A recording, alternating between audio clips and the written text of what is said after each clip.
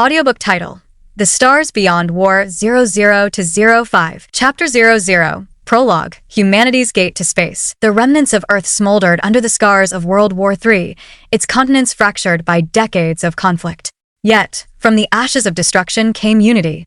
Nations once torn apart by ideology and borders came together, their collective vision turning to the stars. Humanity, battered but unbroken, had advanced beyond their cradle. Now the gate to space was open. Aboard Horizon's Flame, the flagship of Earth's newly minted Imperial Navy, Admiral Arya Kane stood on the bridge, her eyes fixed on the vastness of the cosmos beyond. Her heart beat with the weight of history. Humanity had finally ascended, not as fragmented states, but as one unified force, strong, resilient, determined. Captain. Kane's voice was calm but commanding, carrying the quiet strength of someone who had fought her way through the final war on Earth. Admiral? Captain Yara, standing beside her, looked up from her station. Prepare for our jump to hyperspace. It's time for us to show the galaxy what humanity is truly capable of. The bridge crew moved in synchronized precision, a testament to months of rigorous training. The soft hum of the ship's reactors filled the room as power surged through the massive vessel. Do you think they'll accept us? Captain Yara asked, her eyes betraying a hint of unease. The Galactic Council, they're not exactly welcoming. Kane's gaze hardened. It doesn't matter if they accept us. We didn't claw our way back from the brink of extinction just to be patronized. They'll learn soon enough. Power isn't given, it's earned. And we've paid for ours in blood. Yara nodded but said nothing more, the weight of the Admiral's words settling over the crew like a tangible force. The Katkin Alliance. On the edge of the Sol system, another fleet awaited, sleek, feline-shaped ships belonging to the Felidari, a cat-like species that had extended their hand to humanity when they first ventured beyond the stars. The Felidari had not just been allies, they had become kin, united by shared values of loyalty and honor. Admiral Kane's ship slid into formation alongside the Felidari flagship, Silverclaw. Kane watched as the view screen displayed an incoming transmission from their leader, High Commander Rayleigh, her feline ears twitching slightly, her tail swaying behind her in a fluid motion. Kane. Rayleigh's voice purred through the comms, her golden eyes locking onto the Admiral's. You're late. Better late than never, Rayleigh. Kane replied, a rare smile tugging at her lips. We were making sure we were properly armed for what's ahead. Rayleigh nodded, her expression growing serious. You've heard the rumors? Kane's smile faded. I've heard more than that. The Galactic Council fleets are losing ground. They're pulling back from the frontier. And I've heard they abandoned one of your colonies in the process. The Felidari commander hissed softly, her tail flicking in anger. Cowards. They left our outposts to burn. But when the threat came to their own fleets, they fled even faster than we expected. The new enemy is unlike anything we've faced before. Kane clenched her fists. Cannibals. Pig-like humanoids. The Galactic Council will have to face the consequences of their arrogance. But the Empire won't stand by and let our allies fall.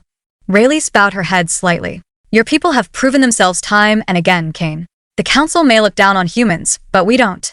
When the stars turned against us, it was humanity who stood by our side. We'll continue to stand by you, Kane said. This enemy underestimates us all. They'll learn the hard way.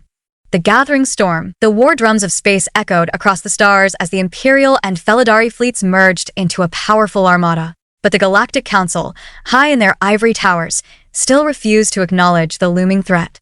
From their comfortable seats of power, they believed themselves untouchable, secure in their belief that the primitives of Earth were nothing more than an annoyance. That is, until the enemy struck. The communications hub at the heart of the fleet erupted with a flood of distress calls. Council forces under attack. Heavy casualties, unknown enemy, requesting immediate assistance. Kane's eyes narrowed. Bring it up on the main screen. The display lit up with live footage of the battle, a colossal engagement between the Council's pristine white ships and a horde of monstrous, pig-like creatures, their vessels brutish and raw, like something forged in a nightmare. The Council fleet was being torn apart. Captain Yara grimaced. It's a slaughter. They're not even putting up a fight. Kane's voice was steel. Because they've never had to. They've always relied on their status, their superiority. But status means nothing in war. Rayleigh's voice came through again, grim. They won't last long. And when they fall, those creatures will come for us next. Let them come, Kane said, her tone cold and resolute. We're not the Council. And we won't run. Battle for the Felidari homeworld. The combined human and Felidari fleets jumped into the heart of the Felidari homeworld's orbit just as the enemy broke through the planet's defenses. Fires raged across the sky as alien ships descended like vultures, ready to feast on the world below. Admiral Kane, we've got incoming, multiple enemy ships, closing fast. Lieutenant Reeves shouted from the tactical station. All hands, battle stations. Kane's command echoed through the corridors of the Horizon's flame. The crew snapped into action, moving with the precision of seasoned soldiers. As the Imperial Navy launched its counterattack, Kane's flagship tore through the enemy lines, its guns blazing. Wave after wave of pig-like cannibal ships came at them, but humanity had learned from their wars. Every move was calculated, every strike devastating. The enemy, confident in their superiority, hadn't expected resistance on this scale. On the Silver Claw, Rayleigh watched in awe as the human fleet cut through the enemy like a blade. Your people, they're stronger than I imagined, Kane. Kane smirked, her voice coming through the comms. We've been underestimated before, but we always survive. As the battle raged on, the tide began to turn. The cannibals, once confident in their numbers, found themselves being systematically hunted down. And when the final enemy ship was destroyed, silence fell across the battlefield. Humanity had not just survived, they had prevailed. Rayleigh's voice crackled through the calm once more, weary but triumphant. The Felidari owe you a great debt, Kane. Without you, our world would have fallen. Kane shook her head. You don't owe us anything. This is what allies do. Together, we're stronger. And if the Galactic Council refuses to see that, then we'll face what's coming together. Rayleigh purred softly in approval. Then let the stars beware. The humans have arrived. The Admiral's gaze returned to the stars, her heart swelling with pride. The galaxy had looked down on humanity for too long. But now, they would stand shoulder to shoulder with their allies, their power undeniable. The gate to space had been opened, and humanity was ready to walk through. Chapter 01. Humanity's Ascent to the Stars. The ruins of Earth's final world war were still visible from orbit. Blackened craters, jagged scars where cities once stood, and the faint glow of nuclear fallout marked a planet that had barely survived its self-destruction. Yet, it was also from this devastation that humanity found its greatest strength. From the ashes of war came a unity no one could have predicted, a fractured species bound together by necessity, looking outward to the stars for salvation and purpose. The year was 2157, just decades after World War III. The Earth, once a battleground of competing ideologies, had come together under one banner, the United Terran Empire. Nations that had once fought bitterly against each other had united, knowing that their survival depended on the collective strength of all humanity. In the heart of this new empire, the Imperial Navy was born. Aboard the UNS Victory's Dawn, the flagship of the United Terran Fleet, Fleet Admiral Marcus Hale stood at attention in the briefing room. The ship's artificial gravity hummed softly beneath his feet, and through the reinforced windows, Earth gleamed like a jewel, scarred, but still shining. Admiral Hale, began Commander Talia Briggs, standing rigid beside him, her posture a model of military discipline. The Council of Admirals is awaiting your final briefing. The fleet is prepared for the first jump into interstellar space. Hale's grizzled features softened slightly, though his eyes remained sharp. And so it begins, he muttered, his voice low but charged with weight. Briggs raised an eyebrow. Sir? Hale turned to her, his hands clasped behind his back. This is more than just a mission, Commander. This is the moment we've been fighting for, since long before you, or I ever wore these uniforms. We've crawled out of the rubble of a broken world, forged ourselves anew, and now we step into the unknown. The commander nodded, though her expression remained stoic. All reports from R&D confirm the hyperdrives are stable. The new class of warships is fully armed, and our crew is battle-tested from Earth's darkest days. If there's ever been a force prepared for this, sir, it's us. Prepared, yes, Hale said, his voice lowering. But the galaxy won't care about our preparations. We're an unproven force out there. Once we make that first jump, everything changes. The galaxy will see us not as survivors, but as challengers. Briggs' eyes gleamed with quiet determination. Let them.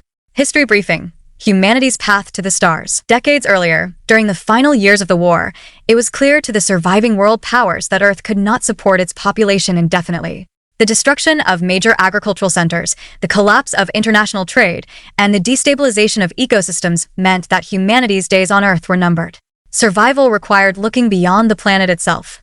In the post-war years, global scientists pooled their knowledge in the creation of Project Aegis, the initiative that would launch humanity into space.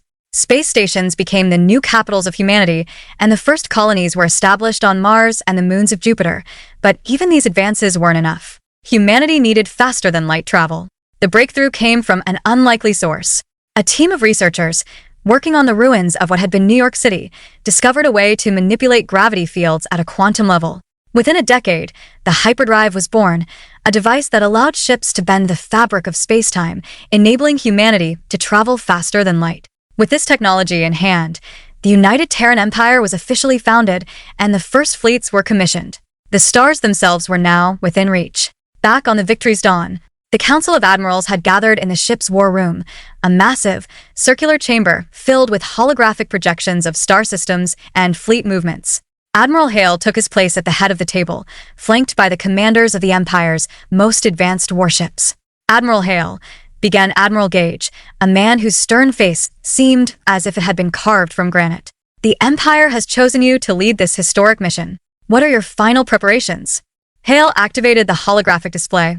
The Sol system blinked into view, showing Earth at its center, surrounded by the first line of human-controlled outposts in the solar system. Beyond, distant stars glimmered, untouched and unexplored. "We'll be making our first jump to the Alpha Centauri system," Hale said, his voice measured. "It's the nearest star system to Earth and the most viable target for colonization. Our job is twofold: establish a permanent presence and defend it at all costs." Admiral Vickers, a no-nonsense officer known for her strategic mind, leaned forward. "And what about the alien threat? We've picked up signals, faint but undeniable, from other star systems. If there are hostile species out there, we may not have the luxury of time to simply explore." Hale met her gaze. "I'm aware. We've prepared for that possibility. Every ship in this fleet is armed with our most advanced weapons. Railguns, plasma cannons, missile pods capable of targeting ships at light-year distances. If we encounter any hostiles, they'll know we mean business." "But we must remain cautious," interjected Admiral Renault, the fleet's chief diplomat. "We're venturing into uncharted territory. Our first contact with alien civilizations could define humanity's role in the galaxy for centuries." Hale nodded, though his expression was grim. "We'll offer peace where it's wanted, but we won't hesitate to defend ourselves if necessary. Earth's survival was never guaranteed, and out here, the stakes are even higher." There was a tense silence before Admiral Gage broke it with a gruff chuckle. "Damn right, Hale. If they come at us, they won't know what hit them." The launch. Hours later, the fleet was ready. Hundreds of ships, ranging from massive dreadnoughts to nimble corvettes, hung in the vacuum of space like silent sentinels. At their head was the Victory's Dawn, its hull gleaming with the Empire's emblem, a stylized phoenix, rising from flames. Admiral Hale stood on the bridge, his eyes fixed on the view screen ahead. The swirling vortex of the hyperdrive crackled into life, a maelstrom of energy that signaled humanity's first step into the galaxy. "All hands, prepare for jump," Commander Briggs called out, her voice ringing through the ship's comms. Hale glanced at her, a rare smile crossing his weathered face. "This is it, Commander. Humanity's future begins now." She smiled back, the tension easing for just a moment. "And we'll carve our name into the stars, Admiral." With a deep breath, Hale gave the final order. "Engage." The stars on the view screen blurred, stretching into infinity as the ship leapt forward, carrying humanity into the unknown. Humanity had ascended from the rubble of Earth to the endless expanse of the galaxy. But what awaited them beyond the stars, enemies, allies, or something unimaginable, remained to be seen. The United Terran Empire was ready, and the galaxy would soon learn that humanity, once fractured and weak, had become a force to be reckoned with. Chapter 01: Humanity's Ascent to the Stars. The ruins of Earth's final world war were still visible from orbit. Blackened craters, jagged scars where cities once stood, and the faint glow of nuclear fallout marked a planet that had barely survived its self-destruction. Yet, it was also from this devastation that humanity found its greatest strength. From the ashes of war came a unity no one could have predicted, a fractured species bound together by necessity, looking outward to the stars for salvation and purpose. The year was 2157, just decades after World War III. The Earth, once a battleground of competing ideologies, had come together under one banner: the United Terran Empire. Nations that had once fought bitterly against each other had united, knowing that their survival depended on the collective strength of all humanity. In the heart of this new empire, the Imperial Navy was born. Aboard the UNS Victory's Dawn, the flagship of the United Terran Fleet, Fleet Admiral Marcus Hale stood at attention in the briefing room. The ship's artificial gravity hummed softly beneath his feet, and through the reinforced windows, Earth gleamed like a jewel, scarred, but still shining. "Admiral Hale," began Commander Talia Briggs, standing rigid beside him, her posture a model of military discipline. "The Council of Admirals is awaiting your final briefing. The fleet is prepared for the first jump into interstellar space." Hale's grizzled features softened slightly, though his eyes remained sharp. "And so it begins," he muttered, his voice low but charged with weight. Briggs raised an eyebrow. "Sir?" Hale turned to her, his hands clasped behind his back. "This is more than just a mission, Commander. This is the moment we've been fighting for, since long before you, or I, ever wore these uniforms. We've crawled out of the rubble of a broken world, forged ourselves anew, and now we step into the unknown." The commander nodded, though her expression remained stoic.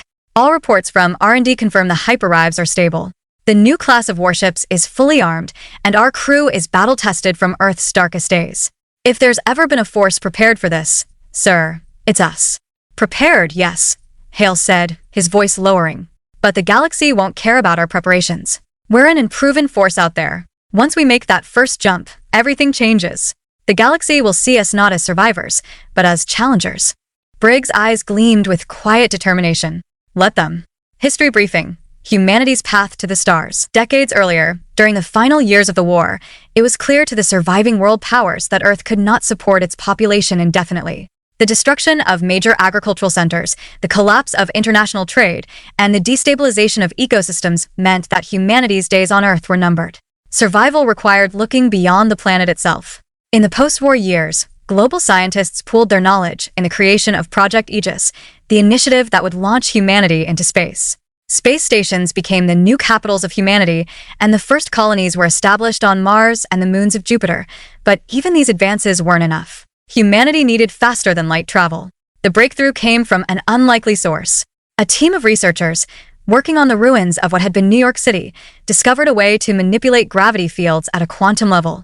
Within a decade, the hyperdrive was born, a device that allowed ships to bend the fabric of space-time, enabling humanity to travel faster than light.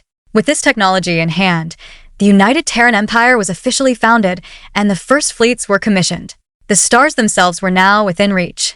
Back on the Victory's dawn, the Council of Admirals had gathered in the ship's war room, a massive, circular chamber filled with holographic projections of star systems and fleet movements.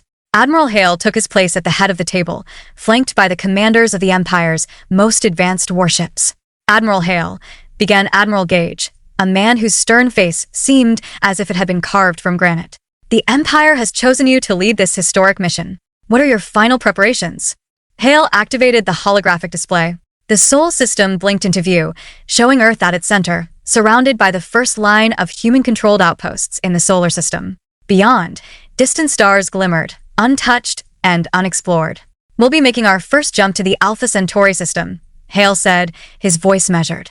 "It's the nearest star system to Earth and the most viable target for colonization.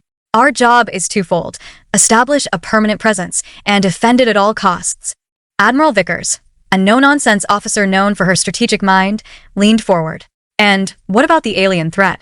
We've picked up signals, faint but undeniable, from other star systems. If there are hostile species out there, we may not have the luxury of time to simply explore." Hale met her gaze.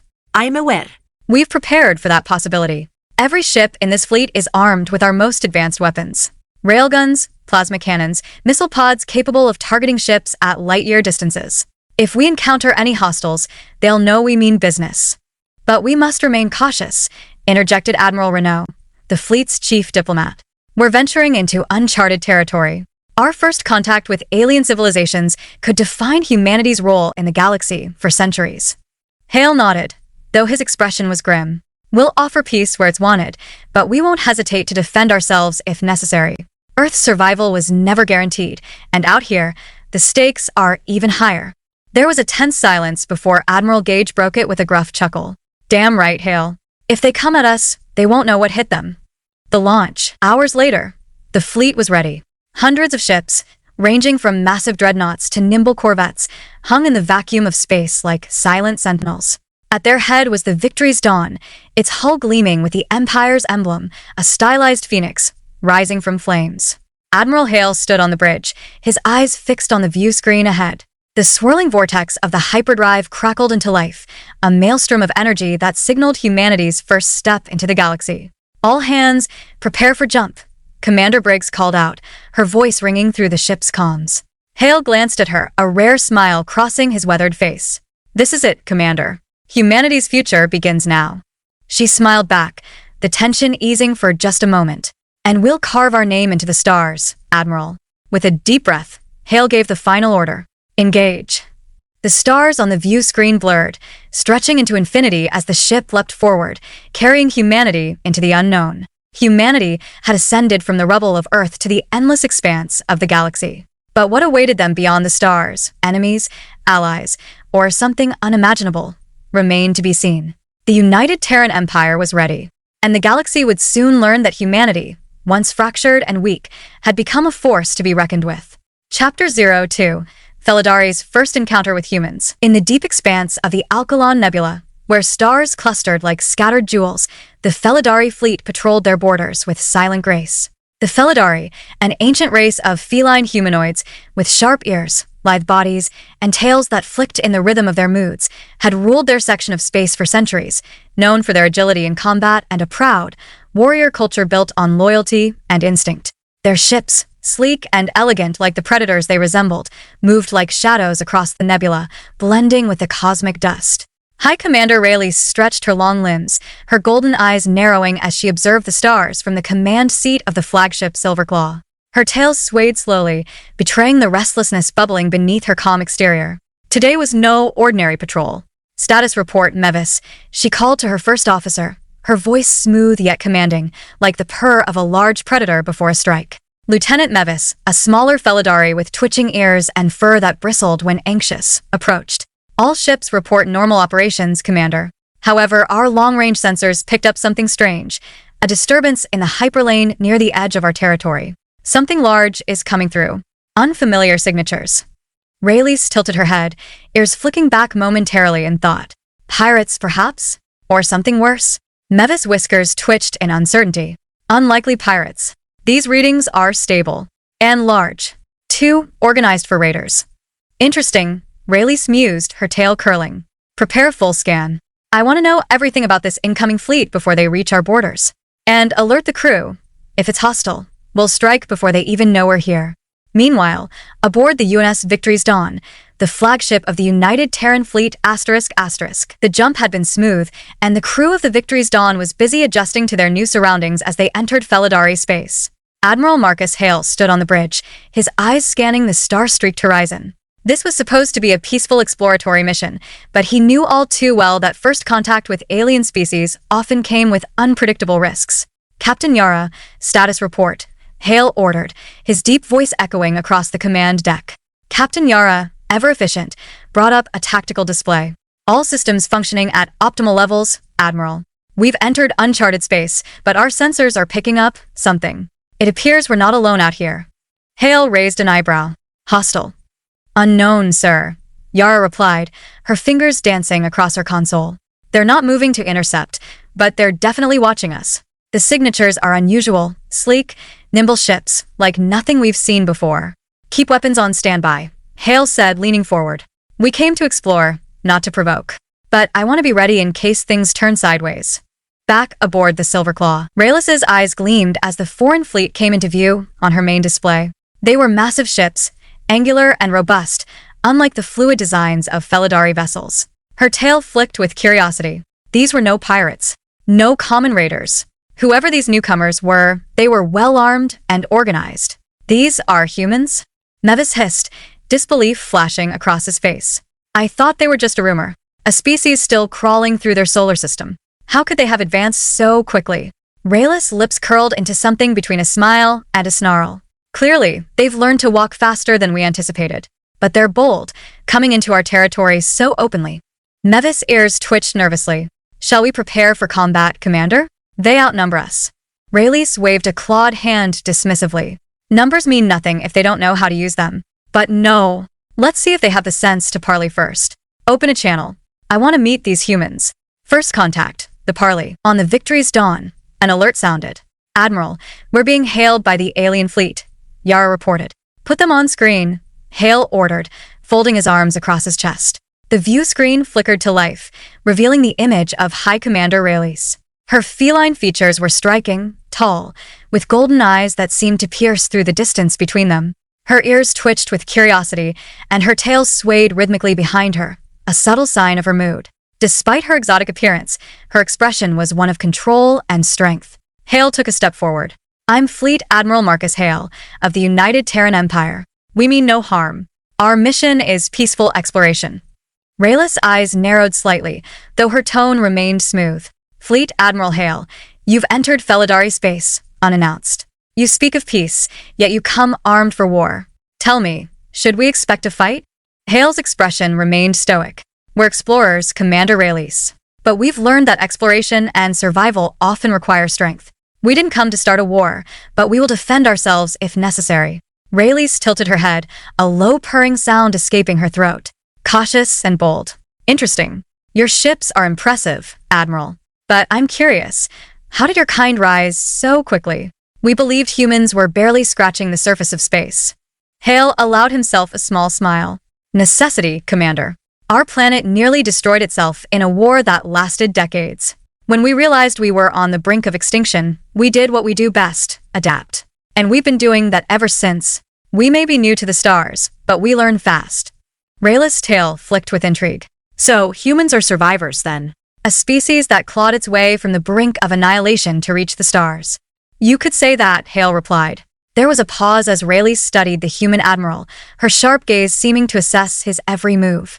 "I like survivors," she finally said, her voice dropping to a near purr. "Perhaps we have more in common than I thought." The shift in relations. The two fleets remained in a tense standoff for several moments, neither side eager to provoke the other.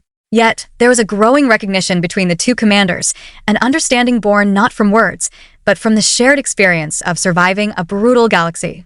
"Your fleet is formidable," Rayleigh continued, her tone more measured now. "The Felidari respect strength, Admiral. Perhaps this encounter does not need to end with bloodshed." Hale nodded slowly. "That's our hope, Commander. There's enough hostility in this galaxy already. We're looking for allies, not enemies." Rayleigh considered this, her tail slowing its rhythmic sway. "Allies, I will consider your offer, Admiral.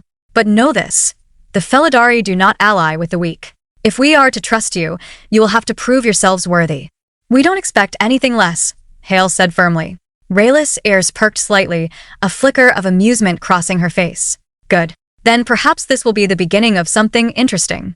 We shall meet face to face soon, Admiral. Let's see if your humans are as strong as your words." With that, the transmission ended, and the tension on the bridge of the Victory's dawn seemed to ease, though only slightly. Captain Yara exhaled. "That was different." Hale chuckled. "Different is right, but I think we've just made our first contact with an ally, or at least someone who won't shoot at us on sight. For now, that's enough." Yara nodded, though her expression remained cautious. "And if we can't prove ourselves worthy?" Hale's smile faded. "Then we'll have to show them what humans are really capable of." The Felidari had expected to meet a race of fragile explorers, but what they encountered were survivors, humans who had clawed their way to the stars with the same tenacity the Felidari admired in themselves. Both species understood that strength was not just about power. It was about endurance, about rising from the ashes when the universe tried to break you. Chapter 03, Felidari's History and Their Interest in Humanity. The Felidari homeworld, Velkera, was a planet of rolling savannas, dense jungles, and towering mesas. It was a world where survival demanded agility, strength, and cunning, traits that had been bred into the Felidari over millennia. As the twin suns of Velkera set, casting long shadows over the golden plains, the distant cries of wild beasts echoed in the air, a constant reminder of the planet's untamed nature. This was a world where the strong thrived and the weak perished. Within the towering spires of the Silverclaw Citadel, the seat of the Felidari Council, High Commander Rayleigh stood before the massive tapestry that depicted the ancient history of her people. It was a story of survival, much like the humans, but on a cosmic scale. The rise of the Felidari. The Felidari were once a fractured people, divided into tribes that warred constantly over territory and resources. Their evolution had been shaped by the predators that roamed their wild planet, creatures that hunted them as mercilessly as they hunted each other. It was not until the rise of the First Pride, a unification of the strongest and most cunning tribes, that the Felidari began to build their empire. Under the leadership of the legendary warrior queen Velare Tan, the Felidari united. Tkana's military genius and unmatched combat skills allowed her to conquer rival tribes, bringing them under one banner. Her reign ushered in a golden age, where technology advanced rapidly and the Felidari expanded beyond their world, becoming a dominant force in their corner of the galaxy. But Velcara's unforgiving wilderness had left its mark. Even as they ventured into space, the Felidari remained hunters at heart, their society steeped in honor, combat, and survival. To earn respect, one had to prove their worth through strength and cunning, a lesson that echoed through their interactions with every new species they encountered. In the present day, the Felidari Council. The Felidari Council chamber, carved from ancient stone and adorned with murals of past victories, was filled with the soft hum of discussion. The council members, leaders of the most powerful prides, had gathered to discuss the newest players in the galaxy, the humans. Rayleigh stood at the center of the chamber, her sharp gaze sweeping across the gathered leaders. "The humans have entered our space," she began, her voice commanding but measured. "They claim to seek peace and exploration, but they carry the marks of war with them." The council members, seated in a circular formation, exchanged glances. Some flicked their ears in skepticism, while others let their tails twitch in consideration. Elder Kira, one of the oldest and most respected members of the council, leaned forward, her whiskers twitching thoughtfully. "I have read the reports from your encounter, Rayleigh. These humans, they intrigue me. They are young by galactic standards, but they have already survived much. Do they have the strength to be trusted?" Rayleigh nodded slowly. "They have potential. Their fleet is powerful, and they carry themselves with a confidence that belies their inexperience. They remind me of us, in our early days." Counselor Jaren, a sleek Felidari with fur as black as night, narrowed his golden eyes. "But they are still outsiders. We know nothing of their true motives. What if they seek to use us? Or worse, what if they provoke the Galactic Council?" Rayleigh's tail flicked in annoyance. "The Galactic Council has done little to aid us in recent years. They look down on us, just as they look down on the humans. If the humans are truly as strong as they seem, an alliance with them could shift the balance of power in the galaxy. Perhaps it is time we stop relying on the Council and forge new alliances." Elder Kira purred softly, a rare sign of amusement. Rayleigh, ever the strategist. You see an opportunity where others see a threat." Rayleigh's eyes gleamed. "I see both, Elder. The humans are a threat, yes, but they are also an opportunity. If they are as resilient as they claim, they could be valuable allies. If they are weak, then we will deal with them accordingly. But we must not act rashly." Counselor Jaren growled lowly. "And if they betray us? If they are not the allies you hope for?" Rayleigh met his gaze with an icy stare. "Then we will do what we have always done, Jaren. We will hunt." Felidari and their first impressions of humans. As the council deliberated, Rayleigh's thoughts drifted back to her encounter with Admiral Hale. The human leader had been calm and measured, his voice carrying the weight of experience, though his species was still young. His fleet, too, had impressed her. Its design was efficient and robust, lacking the elegance of Felidari warships, but brimming with raw power. It was clear that these humans were not to be underestimated. And yet, there had been something more to Hale, something that intrigued her beyond the strength of his fleet. It was the look in his eyes, the look of a man who had seen the worst of his kind and survived it. It was a look the Felidari understood well. They, too, had risen from the ashes of conflict, hardened by the brutal lessons of survival. "Humans," Rayleigh mused aloud, her tail twitching thoughtfully. "A species forged in the fires of war, just like us. I wonder, how far will they go to ensure their survival?" Mevis, her ever-loyal first officer, padded quietly beside her. "Do you trust them, Commander?" Rayleigh glanced at him, her golden eyes thoughtful. "Trust? No, not yet. But I am curious. They are not like the other species we have encountered. They are raw, unrefined, but there is potential there. And potential, Mevis, can be dangerous, if properly harnessed." Mevis' ears flicked in agreement. The council seems divided. Some see them as a threat, others as an opportunity. Rayleigh let out a low purr. "That is because they are both. But we will not know which they truly are until we test them." The humans' growing interest. While the Felidari debated their next course of action, humanity's interest in their new feline-like neighbors was growing. Admiral Hale had returned to Earth with news of the Felidari, and the United Terran Empire's leadership was eager to learn more about this enigmatic species. In the Imperial Senate on Luna, diplomats and military officers alike gathered to hear Hale's report. Holograms of the Felidari vessels flickered in the center of the room, sleek, predatory ships designed for swift strikes and rapid maneuvers. The imagery was starkly different from the heavy, industrial might of the Terran fleet. The Felidari are a proud, warrior people, Hale began, addressing the assembly. They respect strength, and from what I've seen, they value honor in combat. But they are cautious. They don't trust easily, and they are not afraid to strike first if they feel threatened. Senator Alastair Royce, a senior statesman known for his hawkish views, stood. And do you believe they could be trusted as allies, Admiral? Or are we walking into a trap? Hale folded his arms. I believe there's potential for an alliance, but we have to earn their trust. They won't respect us if we show weakness, and they won't hesitate to turn on us if we prove unworthy. It's a delicate balance. Senator Royce scowled. Delicate indeed. But we cannot afford to show weakness in the face of the Galactic Council's growing dominance. If the Felidari could be swayed to our side, it would be a significant shift in power. Admiral Hale nodded. Agreed. The Felidari are isolated, but they've maintained their independence for centuries. If we can convince them that we are equals, not just another fledgling species, they could become our strongest allies. But we must tread carefully. They do not tolerate deception. The future of the Alliance. As both the Felidari and the humans considered their next steps, the galaxy seemed to hold its breath. The Felidari, with their ancient traditions and warrior pride, were intrigued by the humans' rapid rise to power. And the humans, still new to the stars but already scarred by conflict, saw in the Felidari a kindred spirit, another species that had survived the crucible of war. But alliances in the galaxy were never simple.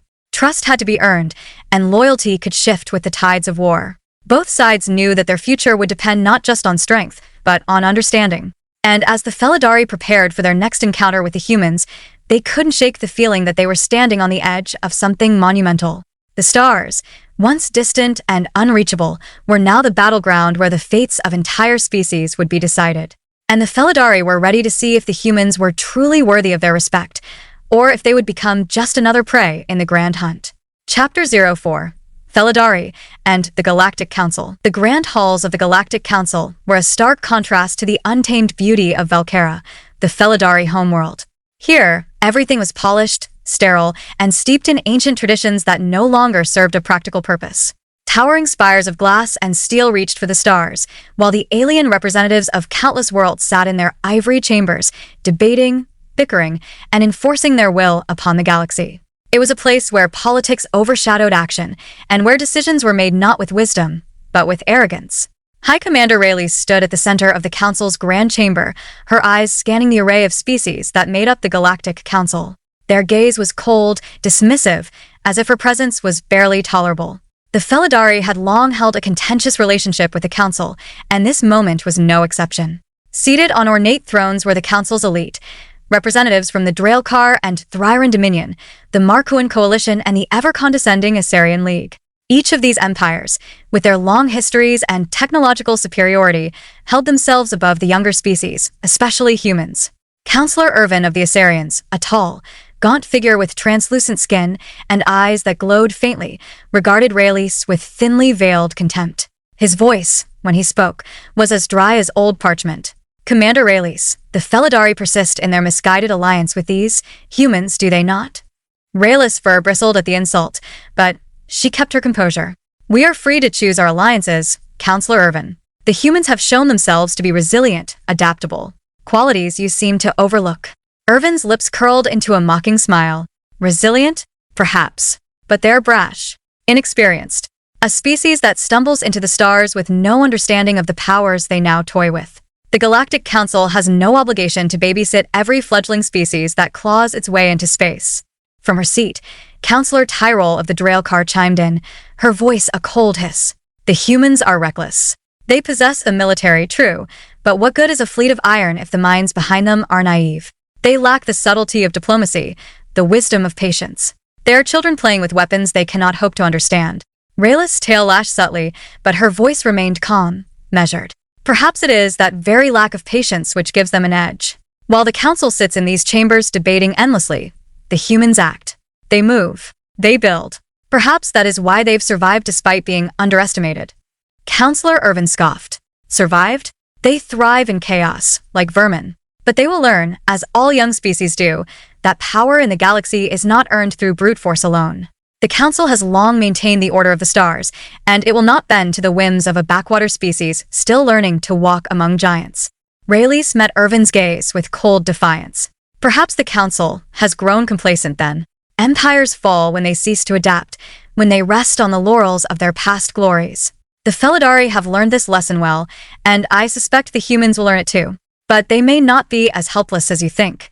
A quiet rebellion, the Felidari's rift with the Council. After the Council session, Rayleigh paced the corridors of the Galactic Citadel, her thoughts a storm of frustration. The Council had always viewed the Felidari with suspicion. Their warrior culture and independent spirit did not align with the bureaucratic order that the Council so desperately clung to. The Felidari had earned their place in the galaxy through blood and survival, not through treaties and political maneuvering. And now, with their burgeoning alliance with humanity, the rift between the Felidari and the Council had deepened. Commander. The soft voice of Mevis, her trusted first officer, pulled Rayleigh from her thoughts. He approached her quietly, his eyes sharp, though his posture was relaxed. The Council still sees us as little more than predators, Mevis remarked, his tail flicking lazily behind him. They grow fat on their titles and their privileges while looking down on any who refuse to fall in line. Rayleigh stopped, her eyes narrowing as she gazed out at the stars beyond the Citadel's grand windows. They fear us, Mevis. They fear anything they cannot control. The humans, they are a mirror, reflecting the same independent streak the Felidari have always had. The Council will never embrace a species that refuses to kneel before them. Mevis tilted his head slightly, a curious glint in his eyes. And yet, you seem almost amused. A low, throaty purr rumbled from Rayleigh's chest. Amused, yes. The humans have forced the Council to confront their own arrogance. The more they look down on the Terrans, the more they expose their own weaknesses. Mevis' whiskers twitched. Still, Commander, the Council holds much sway. If they turn the galaxy against the humans, Rayleigh cut him off, her voice hard. Then the humans will have to prove themselves as we did. They've already faced worse. If there's one thing we can learn from them, it's that they do not cower in the face of adversity. They thrive on it. The Galactic Council's arrogance. Meanwhile, back in the Council's central chamber, discussions about humanity continued, though Rayleigh had departed. Irvin and the other Council members saw the humans not as potential allies, but as an annoyance. They spoke of the Terrans like a parasite that had somehow crept into their grand tapestry of order. We should consider restrictions on Terran expansion, suggested Councillor Merak, his bulbous eyes reflecting the light. Their rapid industrialization concerns me. If left unchecked, they could upset the balance of power. Councillor Irvin nodded in agreement. Indeed. If the humans continue their reckless ways, we may need to intervene. They lack the refinement to wield the influence they seek. Councillor Tyrell's lip curled as she added, the Felidari foolishly tie themselves to this young species. It will be their undoing. The humans are like a wildfire, destructive and uncontrollable. Better to let them burn themselves out before they spread. The Felidari perspective, a growing bond. Back on Velcara, the Felidari were preparing for something larger. The debate in the Galactic Council was irrelevant to the warriors who trained in the open arenas of the Crimson Plains. Rayleigh watched as her pride sparred in the brutal training grounds, honing their already formidable skills. Her mind was elsewhere, thinking of the humans and what lay ahead. Rayleigh had felt something shift during her time with Admiral Hale. There was a silent understanding between the two leaders. The humans had faced the chaos of war and emerged stronger, much like the Felidari had centuries ago. The Galactic Council's disdain only pushed them closer. The Council underestimates us both, Rayleigh muttered under her breath. They think they can control the tides of war and diplomacy. But they are blind to the storm that's coming. Mevis stood beside her, his keen eyes watching the training below. Do you believe the humans will rise to meet the Council's challenge, Commander? Rayleigh smiled, a rare, almost predatory expression. They will. They have no other choice. And when they do, the Council will see just how fragile their hold on power truly is. Her gaze shifted to the sky, where the stars shimmered like distant fireflies. Somewhere out there, the human fleets were growing stronger. The Felidari were not alone anymore. And in that shared strength, Rayleigh saw the seeds of something greater. The galaxy may soon learn, she murmured, that the Felidari and the humans are more alike than they ever imagined. Conclusion: a brewing conflict. As the Felidari prepared for the next phase of their alliance with humanity, the Galactic Council remained entrenched in their arrogance. Their disdain for both the Felidari and the Terrans blinded them to the shifting dynamics of the galaxy. But as Rayleigh had foreseen, their complacency would be their downfall. The stars beyond war were not only a battleground but a proving ground for those who sought to break the chains of the old order. And as both Felidari and human alike prepared for the challenges ahead, one thing was certain. The galaxy's balance of power was about to change forever. Chapter 05. High Commander Rayleigh. The Nature of Interest. High Commander Rayleigh strode through the ornate halls of the Felidari command ship, the Adeptus, her presence commanding yet enigmatic. The sleek vessel hummed with energy, its metallic surface reflecting the swirling stars outside the viewport. Each step echoed with authority, the sharp claws of her feet clicking against the polished floor, a reminder of the feline grace inherent to her kind. Rayleigh was a figure of striking contrast, a lithe frame draped in the armor of her rank, adorned with intricate patterns that echoed the symbolism of her people. Her skin shimmered with hues of deep gold and bronze, a living testament to her lineage and status. Cat-like ears perched atop her head, twitching slightly as she listened intently to the subtle vibrations of the ship, while her expressive green eyes flickered with the light of distant stars. They held a wisdom beyond her years, reflecting a fierce intelligence that had been honed through countless battles and political skirmishes. A complex relationship with humanity. As she walked, Rayleigh's thoughts drifted toward the humans, their raw potential, their tenacity, and the unexpected bond that had formed between their peoples. Her initial impression had been one of skepticism. She had viewed them through the lens of a seasoned warrior, expecting nothing more than an impulsive species prone to errors. But now, after several encounters with Admiral Hale and his crew, she had begun to see their intrinsic value. "What are you contemplating, Commander?" Mevis' voice interrupted her reverie. He fell in step beside her, his expression a mix of curiosity and concern. Rayleigh turned her gaze to the stars, her voice a low purr. "The humans, they are unlike any species I have encountered. They possess a wild spirit, one that resonates with my own. In their eyes, I see a reflection of my people, a fierce determination to survive and protect what they hold dear." Mevis tilted his head, considering her words. "They are brash, yes, but their strength lies in their willingness to adapt. Perhaps that is what draws you to them." Rayleigh's ears flicked, betraying her amusement. "Perhaps. But it is more than that. Their resilience inspires me. When I look at Admiral Hale, I see a leader forged in the crucible of conflict, yet tempered by a desire for peace. It is a duality I admire." A glimpse of vulnerability. Rayleigh paused before a large viewport, her reflection merging with the cosmic tapestry beyond. Memories of her encounters with Hale flooded her mind.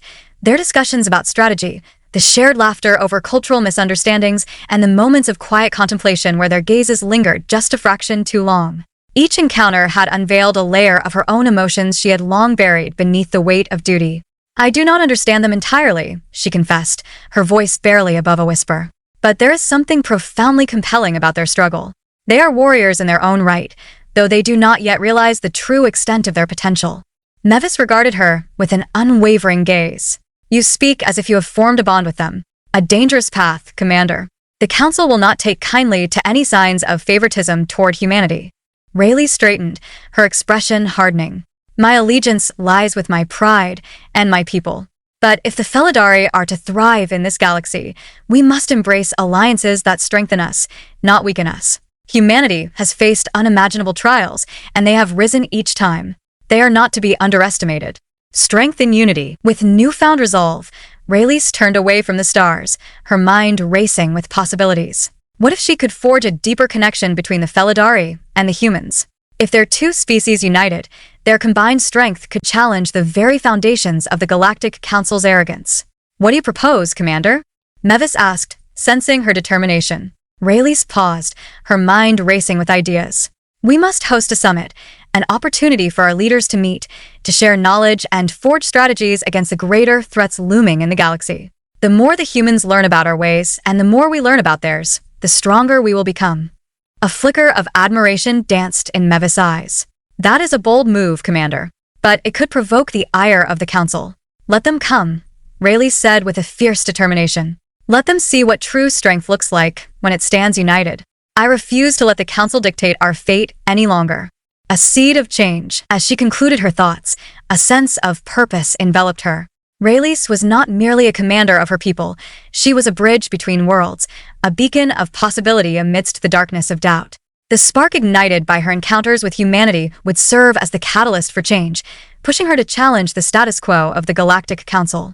With a final glance out into the expanse of the cosmos, Rayleigh smiled. The stars were not just distant points of light, they were beacons of hope, guiding her toward a future where the Felidari and humans could thrive together. Prepare the communications array, Mevis. It is time to reach out to Admiral Hale. We have much to discuss. As her orders were relayed, Rayleigh felt a renewed sense of purpose. The stars beyond war beckoned, and with them lay the promise of a brighter future for all. The journey was just beginning, but for the first time, she felt a deep-seated belief that the Felidari would not face it alone.